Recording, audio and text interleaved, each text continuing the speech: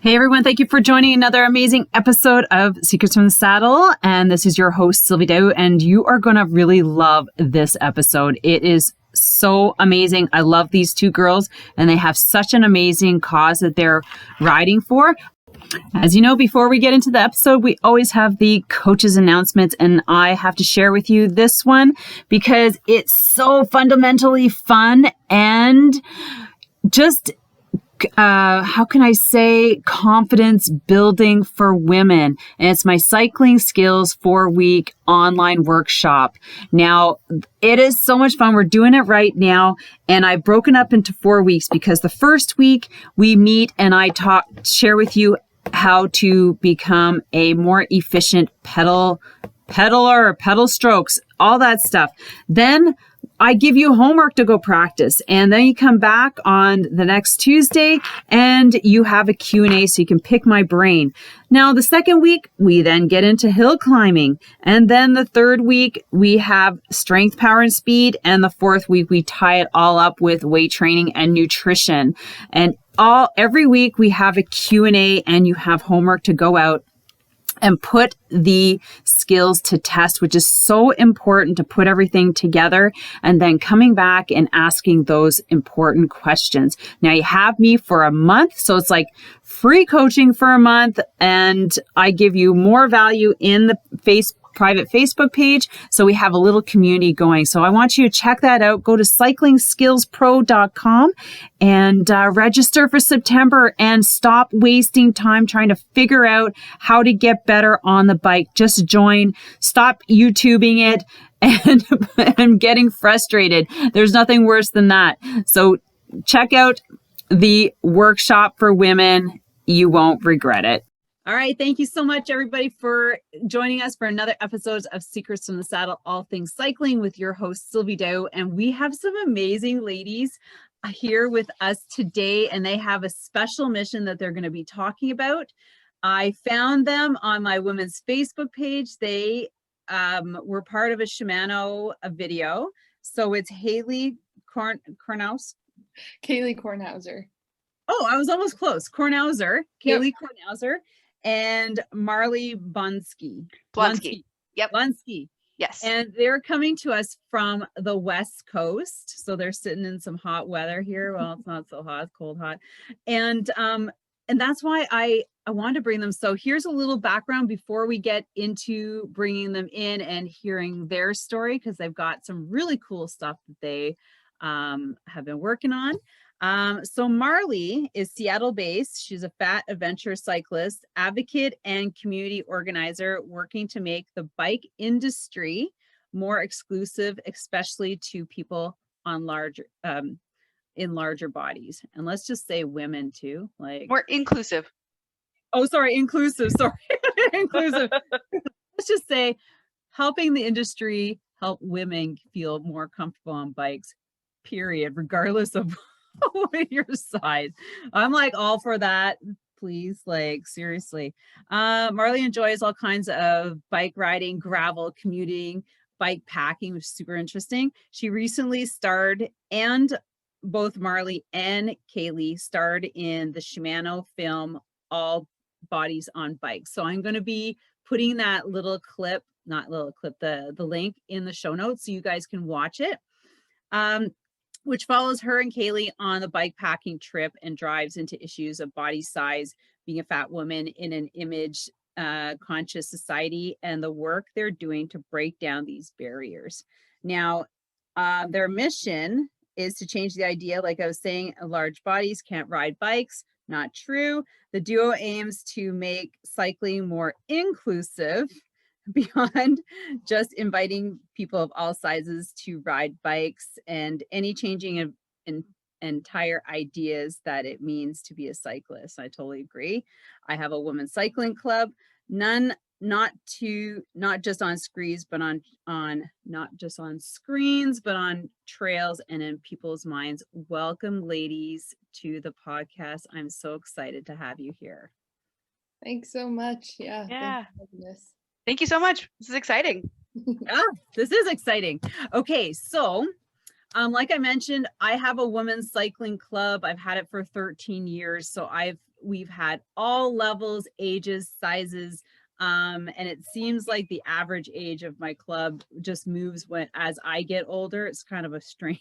I'm over 30, so average age started at 40. Now it's 50, and but I have seen and I've welcomed all types, and I, like you, encourage more women to get on their bikes and join clubs like mine, and not to feel excluded just because of their size or their fitness level. I always say, you come to our club to get fit and to socialize and meet other women. So I always like to get started on your story. How did you guys, I'm gonna go, who wants to go first? How did you get into cycling? Okay. Okay, Kailey. I'll go first. Who goes first? All right, let's hear it. Right. Yeah. As a little kid, you pick up a bike and ride around the neighborhood, but I didn't really get into riding a bike until college, and I couldn't afford a car and just needed to get to groceries and work. And so I started biking, and then realized that it could be fun, really through friendships with people who rode bikes for fun, and just realized how wonderful riding with friends in a group was, not just to go run errands. And so I started biking more seriously in 2015, and did this ride across Iowa in 2016, RAGBRAI it's called, and that got me into multi-day riding. So from there I started bike camping and bike packing, but now I really like all types of biking, and I still ride my bike to school and work. I don't own a car, so I still kind of do the thing I did to start out, but all of these other forms of biking became interests of mine along the way. I think I've heard of that race. Yes. RAGBRAI? It's really fun. RAGBRAI. It's registered RAGBRAI. annual bike ride across Iowa. It's really a wonderful event. How long is it? It's 7 days. It's about What? 500. Gosh, you're crazy. It's about 500 miles. It's it's not really, I mean, some people might race it, but really it's an event. Right. People come out, and you don't have to do all of it. You could do just a day or whatever you want. I see. Okay. But we did all 7, and that was my first time biking for multiple days, and realizing, I guess. wow. Let's go for 7 days. I have to say, how did you feel after that?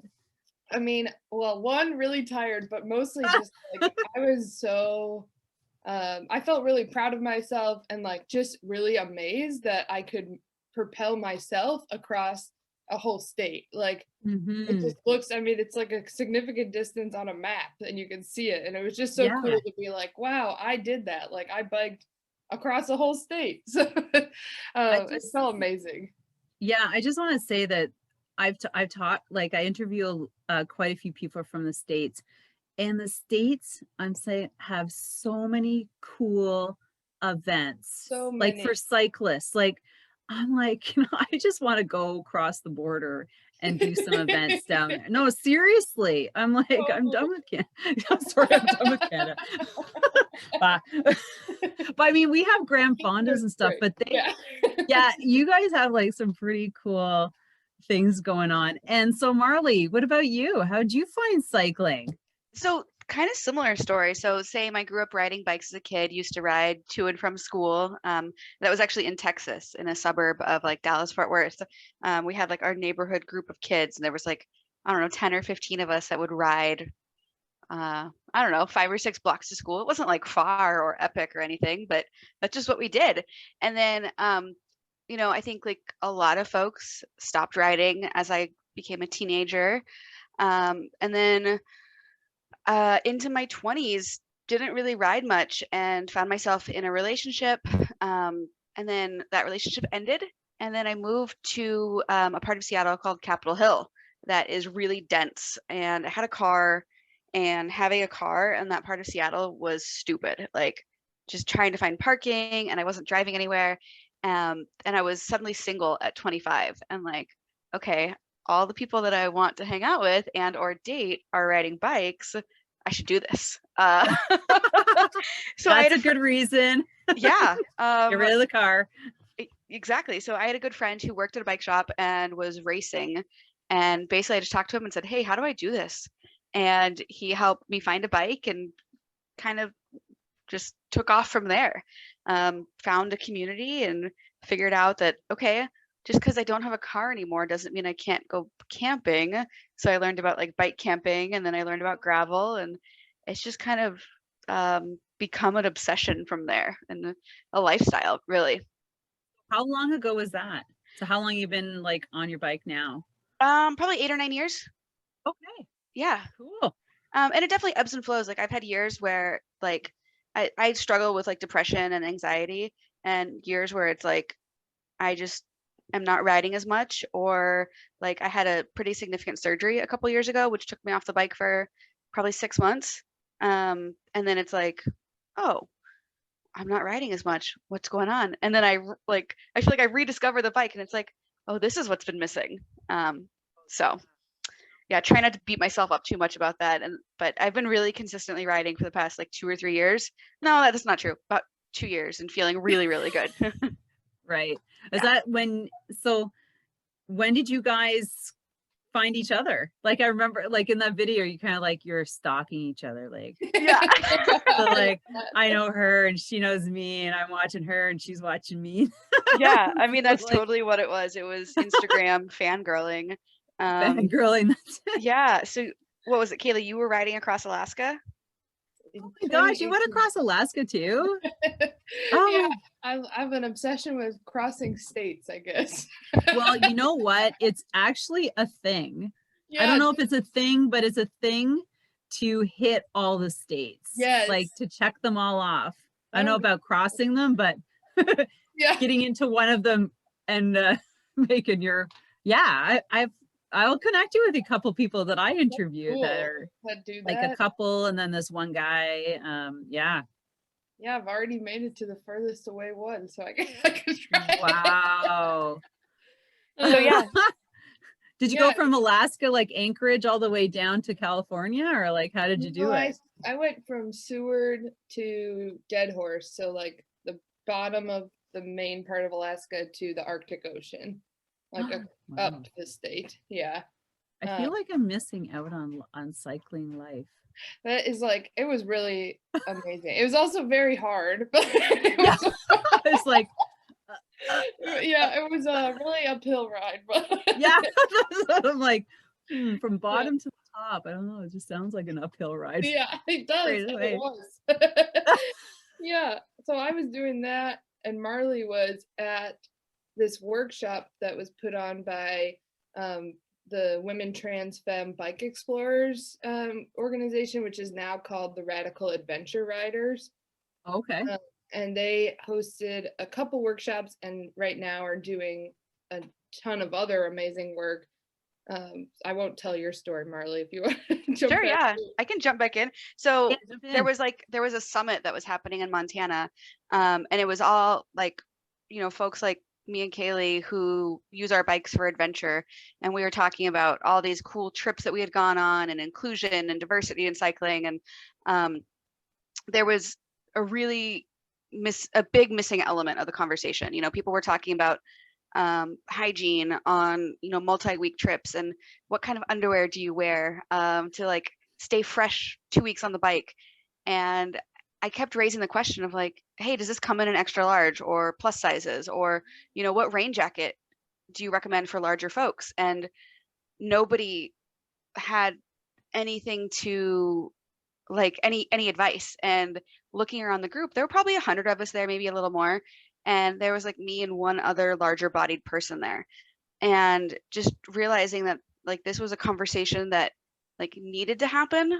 And I just felt really like excluded from the cycling world of this group of folks that was like so inclusive and so diverse and so friendly, but I still felt like alienated. And I was like, okay, I know there's other fat people out there, and like we're doing the same kind of riding, but like we don't have technical gear, we don't have chamois that fit us, we don't have raincoats, like there's got to be something that I can do about this. And so around the same time, I saw Kailey riding across Alaska, and I was like, okay, I need to connect with this person. You must know. Yeah. And like, we definitely have some of the same struggles. And I think you even put something up about like not having a raincoat. And I was like, okay, like, you know, you're making it happen. Let's work with the bike industry. And I'm a pretty visionary person. And like, we were just like two little bike packers at that point, like no name recognition whatsoever. But I was like, we're gonna change this industry. And that was 3 or 4 years ago at this point. And now we're having conversations with Shimano and Patagonia and Live and the big players in the industry, and they're listening and saying, yeah, we do need to do better. And it's really, really validating and awesome that they recognize that they do need to serve larger people. That's great. Yeah. So is this going to become like your full-time, not gig, but work project?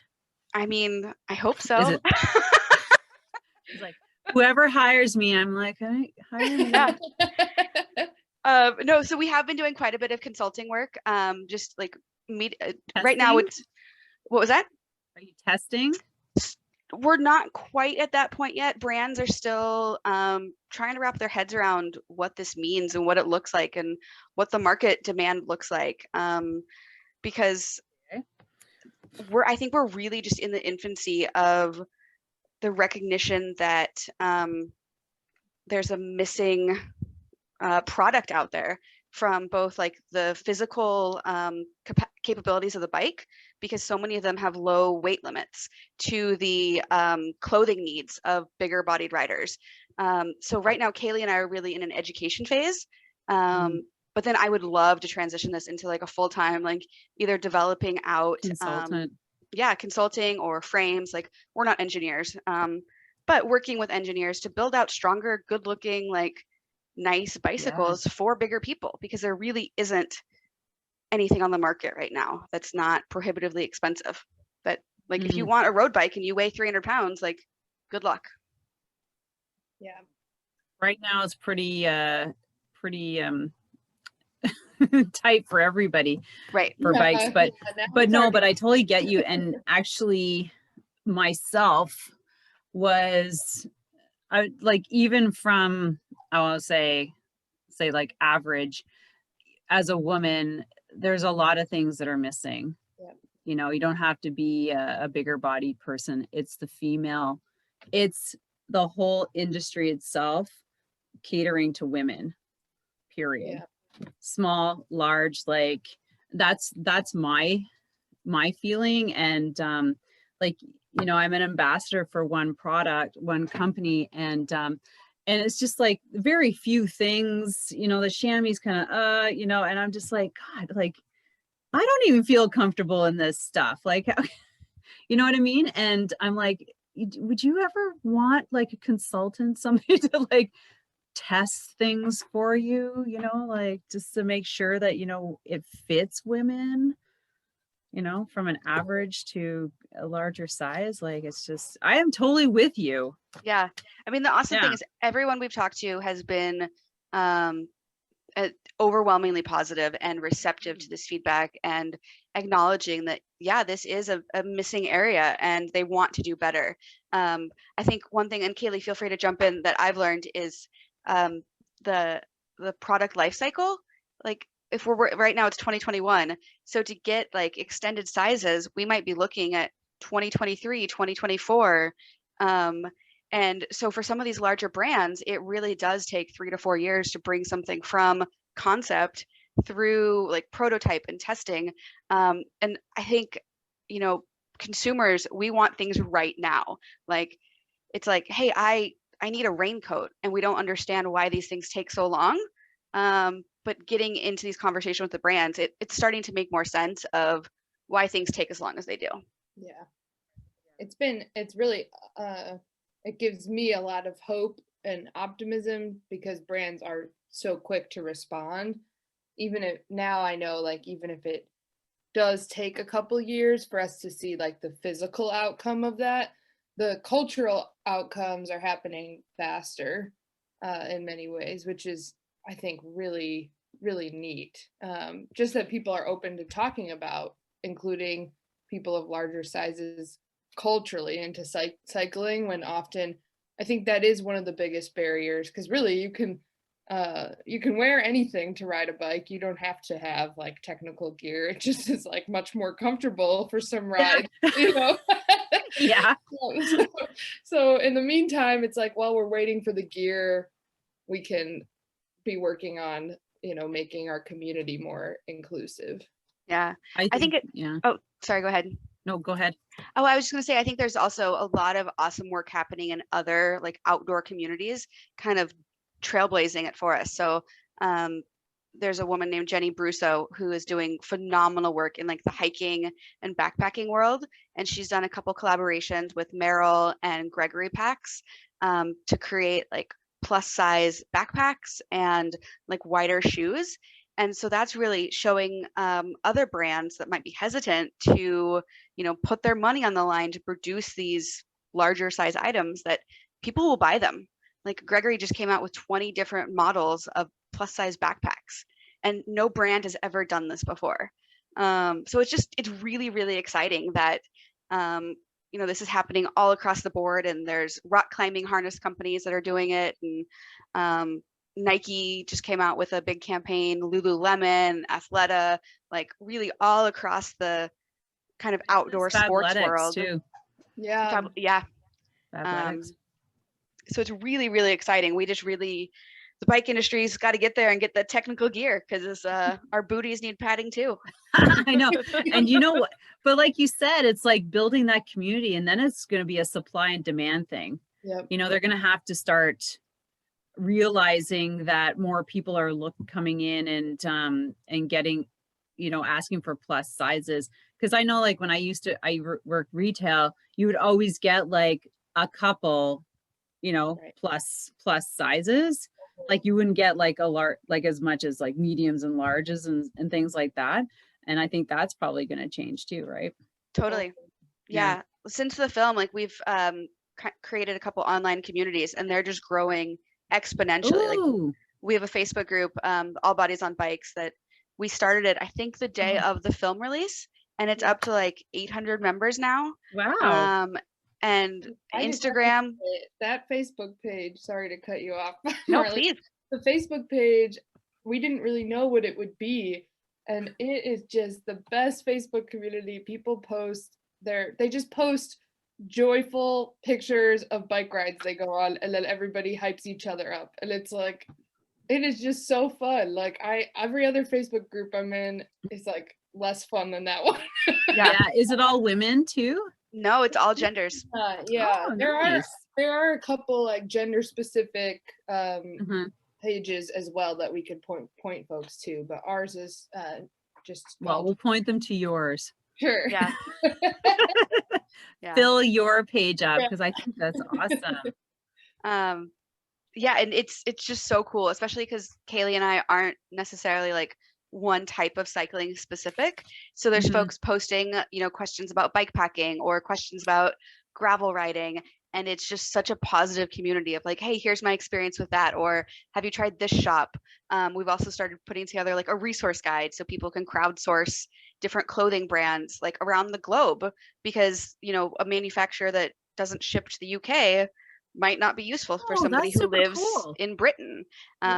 And cycling is really growing globally, and fat people live everywhere. So I'm gonna actually add that on my page. Please do. Yeah, we can like everybody's always looking for clothing, you know, because like the stores are kind of empty and everybody's shopping online. Wow, that's crowdsourcing. Yeah. And right now it's just a Google document, and so we've got tabs for clothing, bike shops where people have had good experiences, because that can also be such a barrier when you're a person in a larger body. And then also bike brands.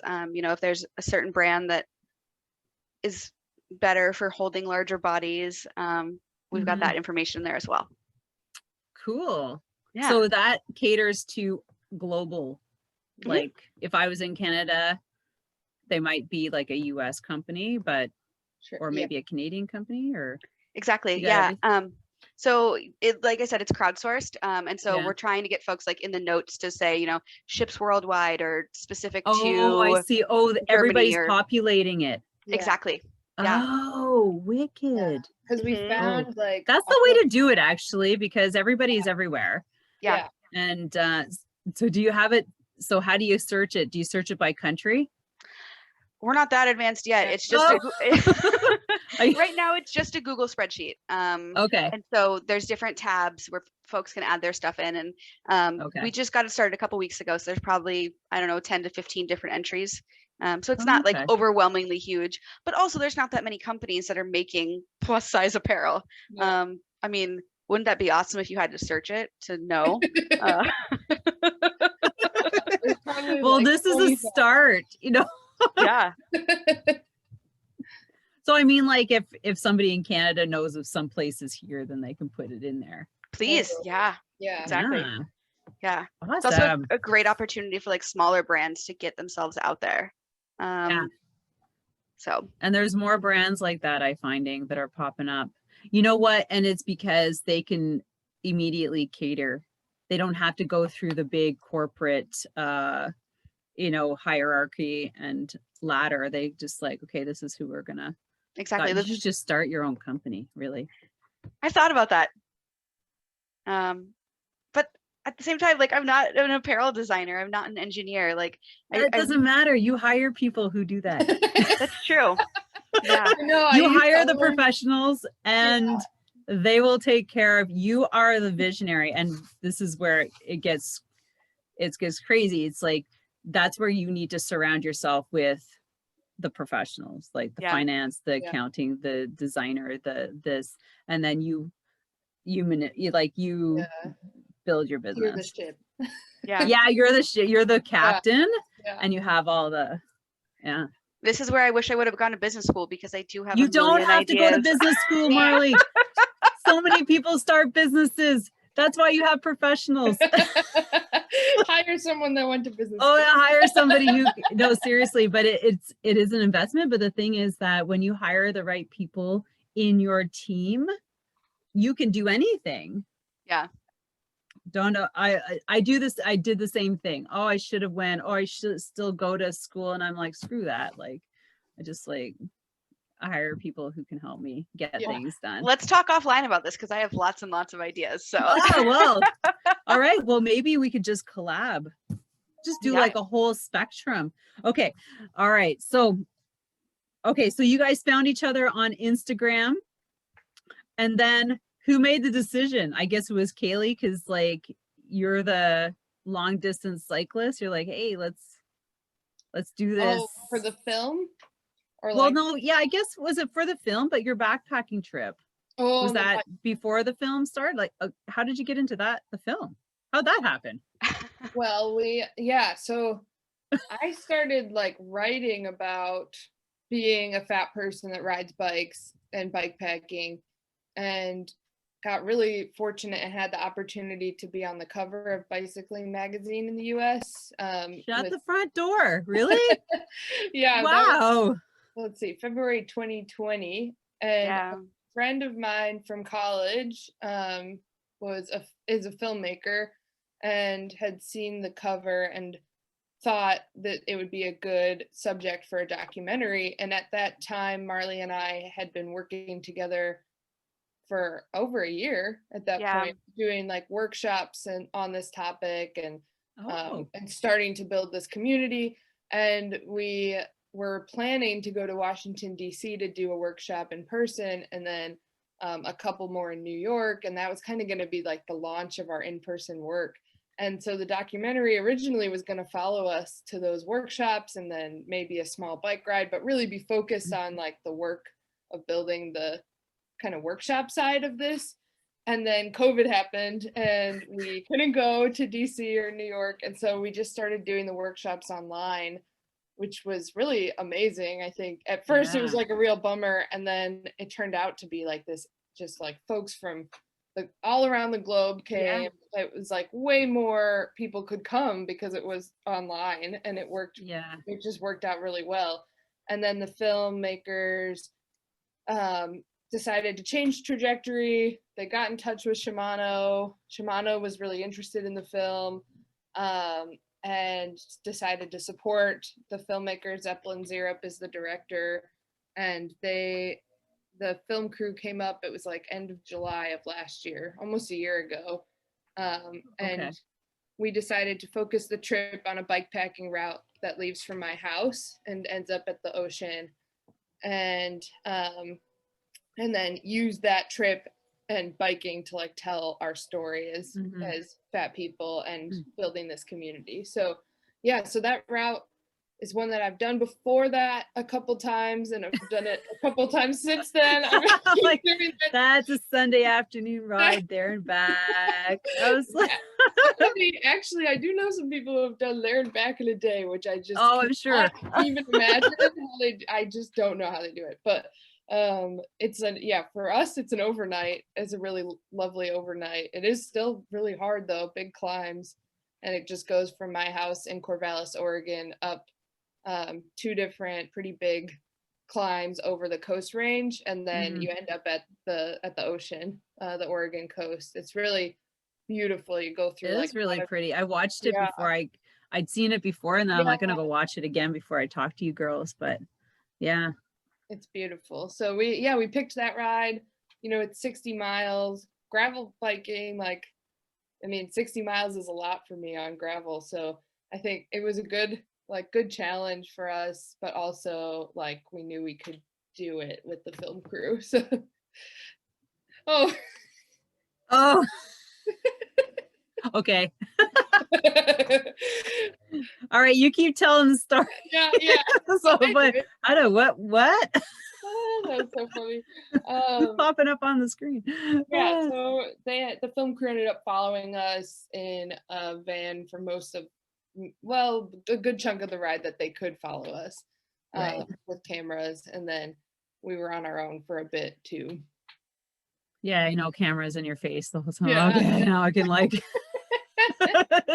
be normal. Exactly. Yeah. So that what was it like having a camera crew follow you? Wow, it was weird. That was my first. I'm guessing it's Marley's too. It's kind of a unique experience to be followed by cameras. It was funny. That was fast. Yeah, that was fast. It was 3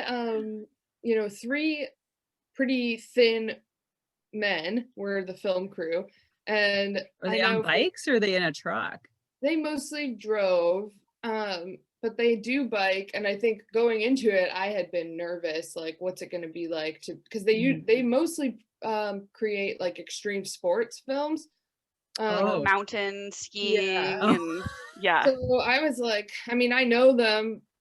Well, I knew the director from school, so I knew he knew I wasn't going to be doing backflips or anything. But I'm not going to bunny hop off of this thing. Yeah, I knew he kind of had a sense of my abilities, but yeah, I was nervous. I think I don't want to speak for Marley, but I think I was. We're super talking about nervous. The camera crew following you guys. Oh my god. I was so nervous because this is my first time ever doing anything like that. Yeah. And then they so it was the middle of COVID. I hadn't interacted with anybody in months. And then I show up and they're all super good looking. And I'm just oh my God. You forgot to say that, Kailey. Super hot, skinny guys. Yeah. And I was just I'm getting married. Yeah, she's getting married next week. So oh my gosh. Wow, congratulations. Yeah. But yeah, you can't be farting on your bike and stuff. And cut that out, would you? My style of riding is just I turn into a total doofus when I get tired or bike pack, or I don't know, I'm just very, very real. And I was oh God, not only is this on camera, but I have these 3 attractive men following me. And actually one really funny thing happened. I don't know if you remember this, Kailey, but on day 2, we were maybe 1 mile into this trip and we passed by this house and this woman was outside gardening or tending to her llamas or something. I don't remember. And she yelled at us. She's like, "Oh my God, are you guys okay?" She's like, "There's a white van like following you with cameras." She was like very worried for us. It was so funny. She's like, "What's going on here?" Yeah, and we're like, "Oh no, they're with us. We Like know it's those okay." guys. Yeah. That is But funny. yeah, it ended up Like, working out great. And now like I think they learned a lot from the filming process, and we've done a few like Q&As with the film crew for Shimano and some different groups, and they talked about how much they learned about themselves and their relationship with their bodies from hearing me and Kailey talk about it. And I learned a lot. And then actually this week, I'm going to Unbound in Kansas, and I think Pearl Azumi is having a film crew follow me. And I'm like, oh, this oh is my old hat. gosh. Cool, whatever. Like, Yeah, like, I know what that's like now. yeah, I'm not even gonna worry about you guys. What was that? I was like the thing of the dirt. Yeah, dirt. I'm just like, oh, dirty. Yeah. Maybe this crew will also be good looking. I don't know. Yeah. Oh. Funny, like, yeah, what you're saying, Marley, of like, when you bike pack, especially, it's like you cannot think about, like, you don't have the capacity to think like, do I look good? Like, Yeah. it's 100 degrees and you're climbing a gravel mountain with all of your camping gear on your bike, and you're just like drenched in sweat and gross and have dirt everywhere. So like, Yeah. you can't think about like what you look like, which I think was really good, because like the film, a big part of the film is like that it doesn't matter what you look like, and so I think when you show up with your makeup done, your yeah, jewelry, like I'm ready. yeah, that's like not the Let me point, start. you know. And so I think it was great because they made us feel comfortable, even though we had been nervous about feeling comfortable. We ended up Yeah. feeling so comfortable to just like be how we were. Like, Yeah. And it felt like real athletes. Like at the end when we were swimming in the ocean, like I had zero hesitation about like taking off my dress and like getting in the ocean in my bibs. And Oh, that was the end? I saw that. I was like, I wonder if that was the like just the that was party, the or end of like the that was trip. your finishing. yeah, and I had been Jump so into excited the to go swimming all day. Like it was so hot. And then by the time we got there, stop like biking so fast. I'm almost there. yeah, like the weather had kind of shifted, and like once we got to the coast, it was kind of cool, but I like had it set in my brain that I was going swimming. And so we did it once we got there. But it's funny because like I think prior to the film, I don't think I would have taken off my shirt for an audience. And now I'm like, cool, 200,000 people have seen my rolls and my back fat, and it doesn't matter. Yeah, So now I'm like, cool, bikini pics on Instagram. Like, this is great. Freedom. Like, nobody cares. And I look good. And I don't care if you don't think I do. I love that attitude. Now, your mission. Okay. I have to ask. So, you feel really comfortable we're using the word fat. Okay. Can you help me? Because I don't feel comfortable using it. Sure. I feel like I'm saying something bad. Totally. Like, I know that you guys, like, I know that you girls are owning it. Yep. Right? Like, and you feel it because like, you don't, like, there's no bad feel, like, you know, you just don't feel like a fat cyclist. I'm like, okay, I feel kind of bad. No, and I'm probably not the only like one who feel like this. So can you help kind of me feel better about that? Totally. Like, you know what I mean? Like, yeah, do you know what I mean? Like, I think we talk a lot in our workshops about the word fat, and like at the very base level of us using that word, like we're kind in a way we're reclaiming the word, because all of these negative, I mean, fat is used as an insult, right? Like, because we associate fat with lazy or unattractive or all of these things that we say, well, the word fat means all of these other things, or it's synonymous with them. And instead, like, we've decided for ourselves, the word fat is just a neutral descriptor of our bodies, and not this like term that's like a slur or a negative or an insult. But that being said, like, that's the work of people before us, a lot of activists and advocates for people in larger bodies that have made us. I like larger bodies. That, and so I do not use the word fat to describe people that I do not know, unless they have called themselves fat, because fat is a word that many people have not come to accept as a descriptor of themselves that is neutral. So I don't want to assume that somebody else feels that way the way I do about that word. Mhm. And so when I refer to other people, I refer to people in larger bodies. When we talk about the work we do, sometimes we say fat people, you know, we're advocating for fat people, Right. but that's always like as a generalization. We would never say like, well, that person is fat, like another fat Right. cyclist, unless they've told us that they're a fat cyclist. Right.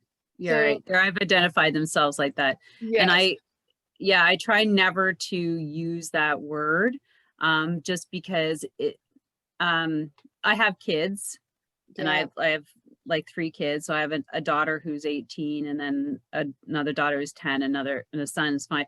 So saying I would never use that word like around them, because I find that it's one of those words that makes people feel badly Yes. about themselves. You know what I mean? And I don't ever want anybody to ever feel that way about themselves. You know, like around kids too, because yeah, kids exactly. Like they insult each other with that word, and we've been insulted. Yeah. I think that's also part of why we use it, is like, if I call myself fat, it takes away the power of somebody else using it against me. So like, if I say I'm a fat cyclist, you know, that internet troll can't be like, oh, you're so fat. Like, yeah, I know. Like, it's in the title. Well, I kind of like, you know, saying fat cyclist, it's kind of like a title, you know, like it's, and I kind of like it, like saying that, but because it's just like, you know, the fat cyclist. And it's a neutral descriptor. Yeah, exactly. Yeah. It's kind of like, I don't know, like I also, Happy Pride Month, like I identify as queer. And it's like reclaiming that word. You know, it used to be such a derogatory, like, slur, and being able to use that as like no, this is who I am, I'm proud of it. It just takes away the power of somebody who wants to use it against you. Yeah. But I definitely understand, like, you know, not using it in like, oh, I feel fat today. Like, fat isn't a feeling. It's and I think when we say people in larger bodies, when we're talking about groups of people, or how we treat people, you know, like if you're working with your kids on like, how do we treat people in larger bodies with respect?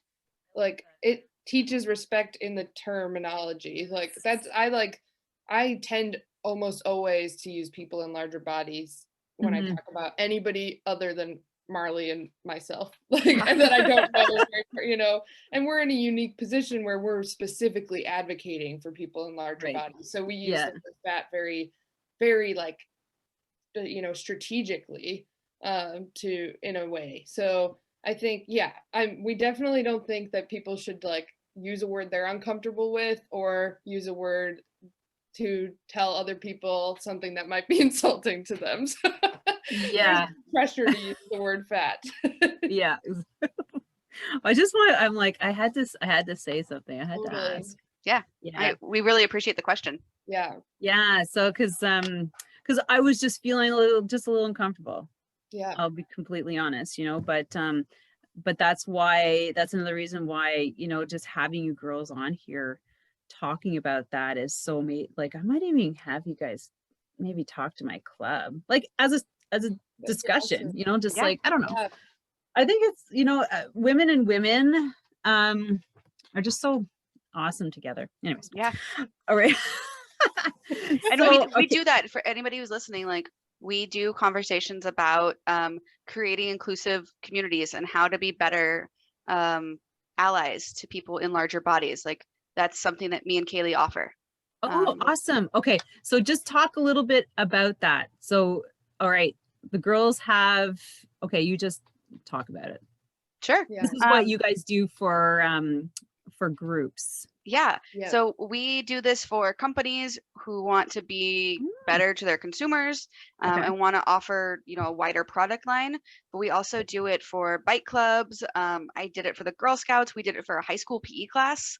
My God, okay. It kind of runs the gamut, and we can really customize it. But it's all about, you know, kind of what Kailey was just talking about, learning some of the I don't want to say educational, but like foundational information about fat studies, like body size exists on a spectrum, and body size privilege, just some of that information, but then like learning how to be an ally. So, if you think about if you're going on a kayaking trip with a mixed size group of friends, if you are the one organizing it, can you call ahead to make sure that all of your friends will fit and be able to join on the trip?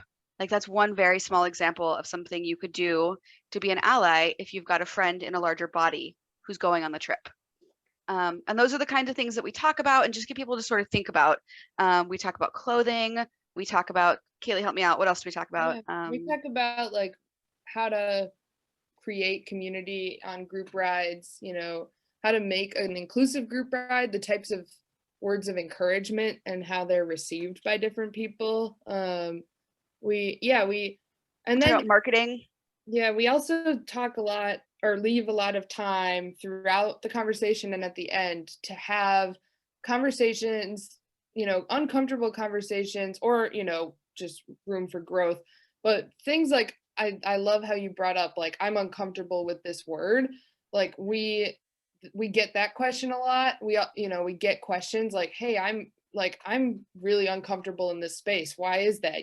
We try to bring all of that to the surface, and each workshop really goes really differently because of who's there and what they're dealing with. And if it's all people in larger bodies versus mixed sizes or all smaller bodies, like the conversation just travels in different ways. But I think that's all. I can't think of anything else we cover there, but yeah, it's usually just like a flowing conversation, and the nuances between like trying to find fitness, but also like the whole weight loss industry and what does that mean for cycling. And there's so much to get into with this conversation. And Kailey and actually, I have something that I want to ask you guys, girls, personally. Sure. Yeah. About it. Yeah, we just, we've grown up in larger bodies, and I've been fat my whole life. And so I think people are just really interested in hearing our experiences with it. Yeah, because like I help a lot of people transform, and I've a lot of their stories are, that they have been large for their life, and now they want to make changes. But that's not what I'm going to ask you. So you're cycling, and what if you start transforming into a smaller size, like a smaller you, like, because you're identifying with one, like yourself as a larger body, but what if you start totally how are you, nobody asks it this way. I really appreciate how you because I was like, what if you start transforming and you lose 20 pounds? So that's then actually, you're no longer this person. You're now morphing in, like you're now moving into somebody else. Right. Because it really is a mind shift, because you're like, okay, like. So that's what if that starts happening to you? It's happening to me right now. Yeah. So since the film, I've been writing a whole lot more. I went through a breakup where we ate like queens and kings. And now you're not eating? No, you're the second person who's asked me that. No, I still eat a ton. No, I'm just teasing. But breakups are like either you eat a lot or you don't eat anything. Yeah. Like it's like one under the other. The monotony of COVID. Like I eat a lot of peanut butter and jelly. Like, oh my, I don't know. I could live on peanut butter. The point is, like, since the film, like my body has changed, and it is a very weird space to navigate. At the same time, like I'm still wearing a 3X in Pearl Izumi. Like I've probably lost, I don't have a scale, but every time I go to the doctor, they make you get on. I think I've lost 40 pounds since the film, but yet I'm still in like the largest size of cycling clothing. And to me, I try not to make it about the scale. It's all about like how my body feels on the bike and how I feel mentally. And I try not to stress about it. For me, it's all about like, is my body doing what I ask it to do? And am I fueling it properly? Am I taking care of myself mentally? And if the answers to those are yes, great. Yeah. Like you're not getting on the scale, but you've obviously definitely see it in your clothes. Because I always say, like, it's not the scale, it's the inches, it's your clothes, like how you feel, like things like that are bigger indicators. Is honestly a little bit frustrating because like buying new clothes is annoying. It's expensive. Yeah. Well, you can always take them in. Yeah. Not performance cycling clothes. I think you put a dart in the back. I definitely have like a different I don't think so. experience. Like no matter how much I cycle, I've never really lost weight. But you gain muscle. Yeah, my body changes, you know, and I weight lift as well. Yeah. But eating and activity has not had much of a change on my body size for whatever reason. And for me, that resulted, I talk a little bit about that in the film, in disordered eating, because I thought if I ate less and exercised, yeah, I remember that part, a lot, I would lose weight, and that was a motivating factor. And so I think, like, I mean, I've moved on from that being like a motivating thing for me, but I think at the end of the day, like, no matter what size you are, and if you are hoping to transform your body or not, I think the point that I think we try to make in the film, and like the mission, is not to say don't try to transform your body at all. Like people should definitely, if that's what they want to do, they should absolutely do it. But the motivation for moving your body should not exclusively rest in trying to transform your body, because then it could be one of the motivating factors. But if it's the only motivating factor, then what happens if your body doesn't change? Like, and for me, that was my story, was like, I was biking and working out kind of an addictive amount and eating very little and not seeing changes in my body. And I was like, well, why am I doing this? And it's like, well, all these other reasons, you know, because I love cycling, because it's a community of people I like to be around. And that's like, those are the motivations I try to look towards. And like, yes, I might get stronger, you know, I might have more muscle mass, but like, yeah, my clothing size hasn't changed since day one of biking. And so I think that's like, that's where I've ended up, you know, like over time, is that looking to transform my body as a way to motivate myself wasn't healthy for me. Right. Yeah. I think the other bigger thing for me is like, my body is just my vessel for like my personality and who I am. And whether I'm wearing a size 20 or a size 14 doesn't impact my personality or my values. Like, yeah, well, that's important to note, because like you said, like you're transforming and you're kind of like, ooh, kind of a different thing. And even like, because I mean, I do in my club, like the story I get from a lot of ladies, they jumped in because they got on, well, a lot of people got on bikes in the last, 18 months, like a lot. And but some of them got on bikes because they wanted to get healthier, so, and I'm like, well, cycling is awesome, it's one part of it, but ultimately if you do ride, you are going to start changing. It's inevitable, because just like if you're out there all the time. And but yeah, so you're going to experience something if you're going to be out on your bike a lot. And I don't know, I also just like to think of cycling as like mental health and like for sure, joyful movement. So like even if you're not going out and like riding a ton of miles and you're using cycling as like utility or transportation, like it's still moving your body and experiencing your surroundings in a different way. So I don't know, I just don't get too hung up on like miles or watts or calories or like any of that stuff at all. Like those are byproducts. It's cool. They're fun things to look at. What's great is like cycling is obviously there's so many types of ways to ride a bike, and there's so many ways to enjoy a bike. And like for some people it's looking at watts, and for other people it's just like riding with a friend and going to a restaurant or something, the coffee shop. There's like so many ways to enjoy biking that I feel like it really is for so many, it can be a thing that so many brings so many people together, even if we all do it differently. So like we absolutely are in support of any type of biking that brings people happiness. And not like, we're not trying to tell especially people in these times when like maybe the only thing you can do is get out and totally, ride exactly far away from your friend. But that's the only thing that I was doing for the year. oh, I know. Like when we got out for the first time last year, we weren't sure we were going to be able to ride as a club. But when we got out, like there's 5 of us who ride together and we're just like, blah, blah, blah, blah, blah, blah, blah, blah, you know, like let's so just, chatting. you know, order in food to the picnic table and get some beers at the F&R and just not stay. Yeah. Just call our husbands and pick us up. But I can't come home. Yeah, but it was oh my gosh, I remember like it was yesterday. It was just like, you know, getting out of the house, like when you have kids and stuff. Oh gosh.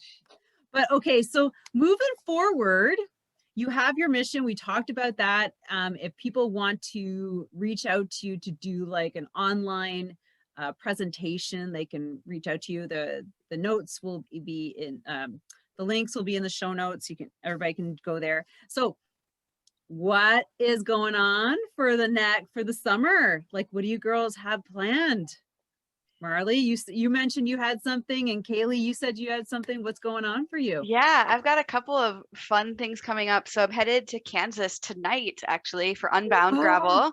So this is my first like big official cycling event. I don't really do sanctioned events. So I have no idea. Sanctioned? Oh yeah, I think. A UCI sanctioned? No. I guess not sanctioned. I official state, like. Yeah, I guess it's not like in that way, but it's like a big thing with like pros that come out for it. Yeah.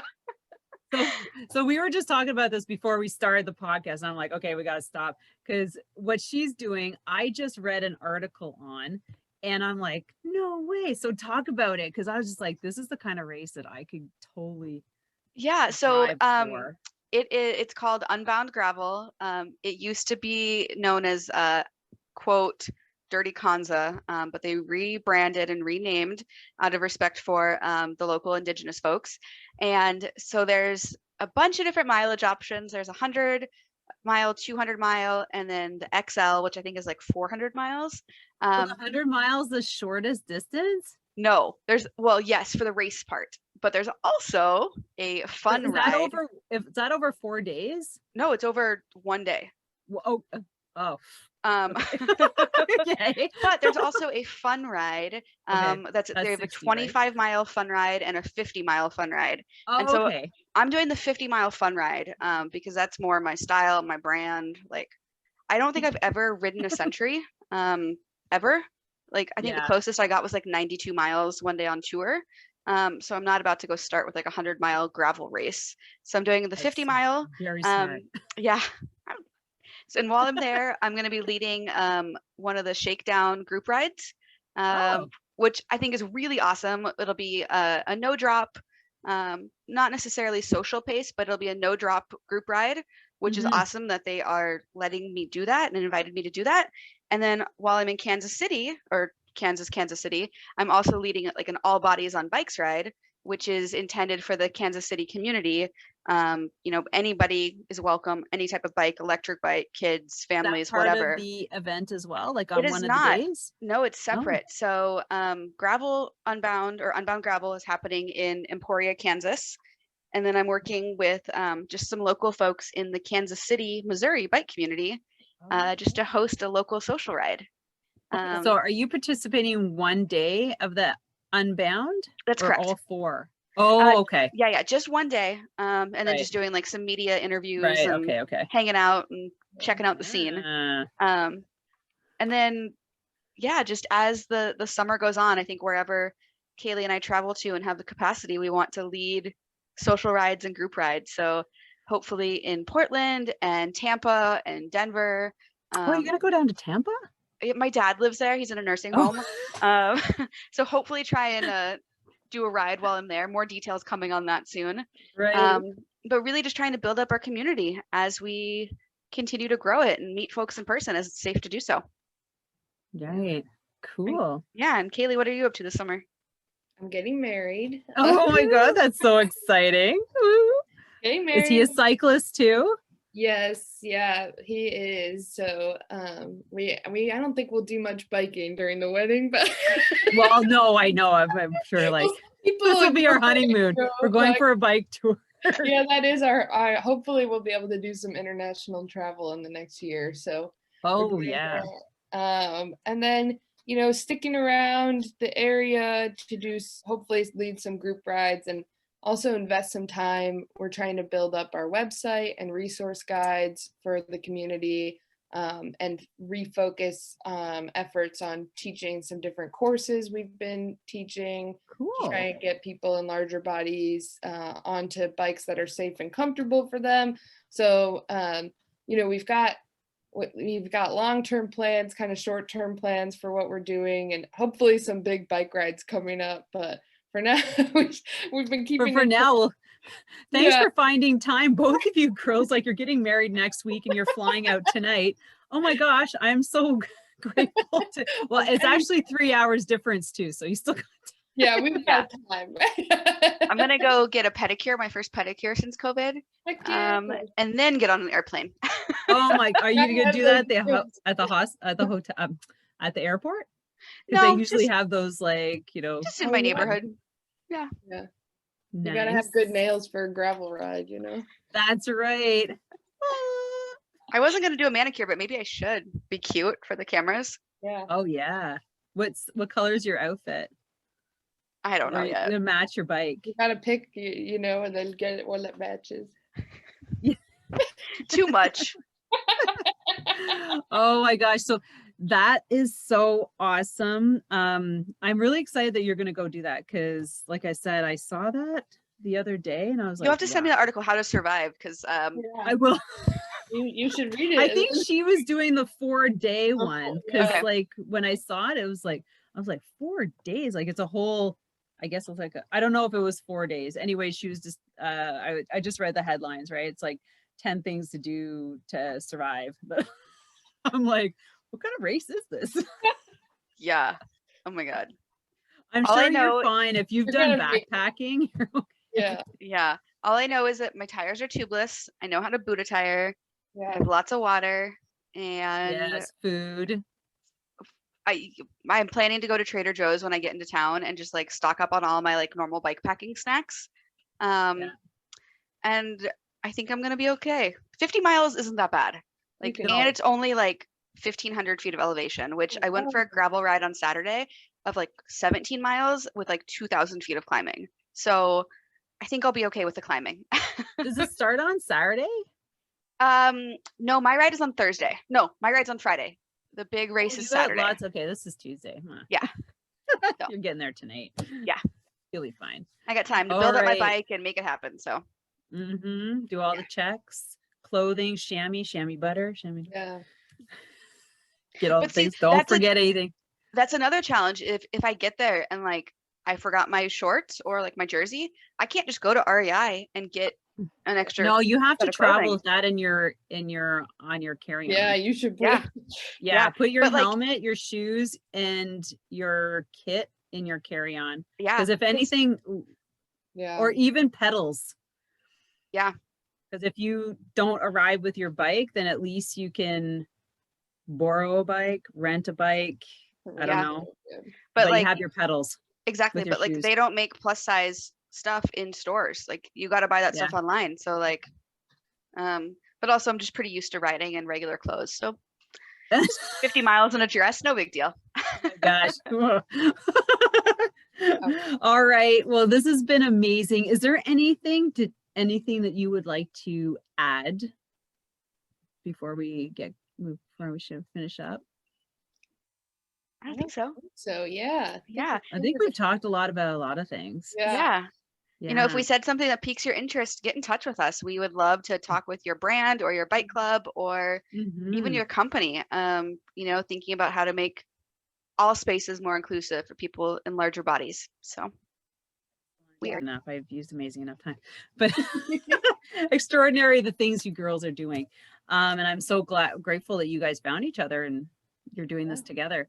So I want to thank all of our listeners for tuning in. And of course, don't forget to put your notifications on so you don't miss another amazing episodes like this one. And we are going to ask you to leave us a review and 5 stars, right, girls? 5 stars. And 5 stars. please give us your biggest takeaway. If something's resonated with you, or if you know of somebody that this episode would impact, then please share it. So thank you very much, everyone. Have an amazing day, and we'll see you on the next podcast.